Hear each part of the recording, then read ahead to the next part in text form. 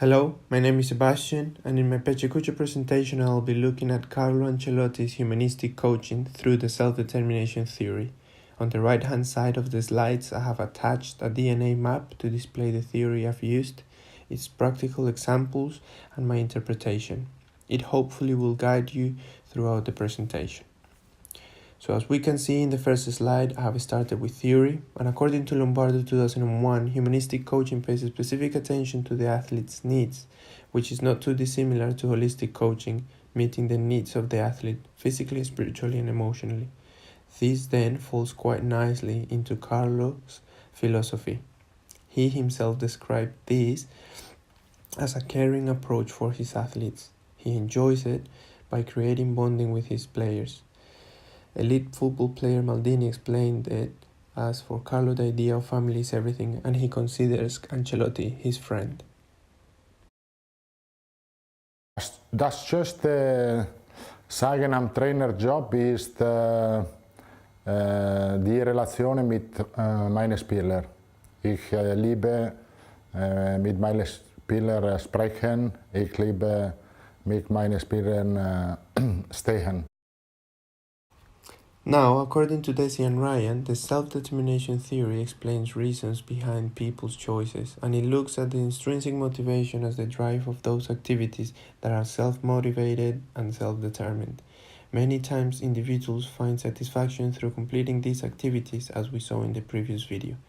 Now, in order for Ancelotti to produce self-determination in his players, he needs to consider competence, relatedness and autonomy.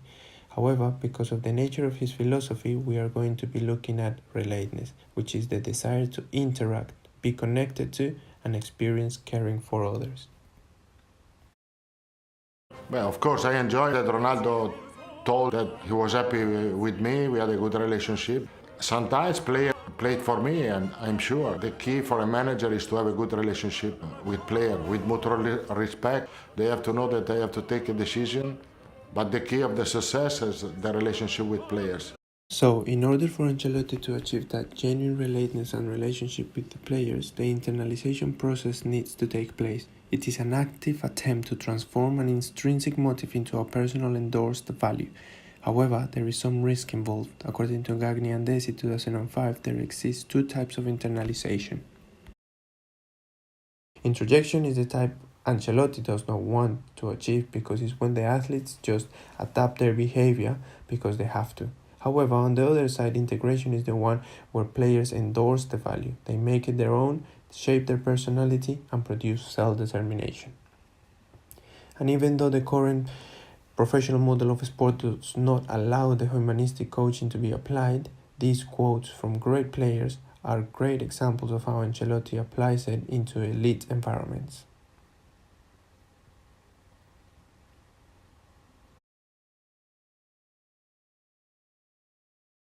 Moving on, touching on peripheral elements, we see how the players buy into this philosophy and concept quite easily, and it's because of what Bourdieu calls symbolic capital, the outstanding playing and managerial career Ancelotti has.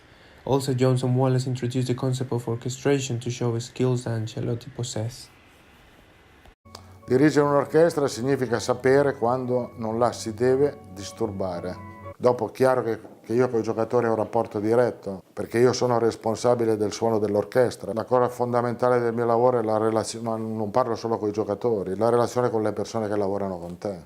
Credo che lì è la chiave di... Now, persuasive communication, according to Gagni and Desi, is the element used by Ancelotti to practically implement and address self-determination, because it does not only work on one-on-one relationships, but because of the nature of the sport, it helps Ancelotti building togetherness across the players. A good example of this is when Ancelotti went to PSG to implement his philosophy. He built a restaurant that helped the coaches and athletes to build relationships and to get to know each other better, having and sharing breakfast, lunch, and just spending time together.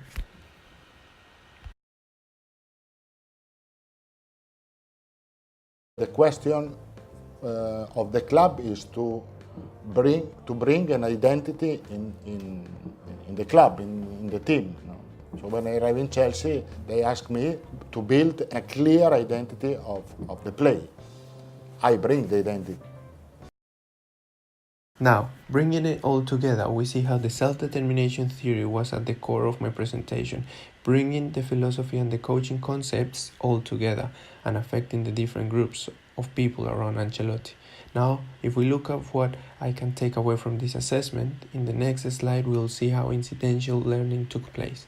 On a personal level, English not being my first language, it was a truly challenge for me, but also it helped me identifying traits in myself, getting to know myself more. The more I related to my lecturers, the more I found myself motivated to complete my academic targets. Also, in the coaching domain, I have been able to be inspired and motivated to build that identity of relatedness in the current clubs I work at, truly caring and building self-determined players. Also looking into the future, as I have the privilege to work with my family back home, I would like to build my own football club, and I would like to provide an identity in this club, influenced by Ancelotti's work, to give athletes and coaches an opportunity to relate and be cared for, have a sense of family within the sporting facilities. So now, these are some of the references that help me on the makeup of this presentation, and I would like to finish by reading a quote from Ancelotti's book. Learning to lead involves the whole person. It implies not only a relationship between specific activities, but a relation to social communities. It implies becoming a full participant, a member, a kind of person. Thank you for listening.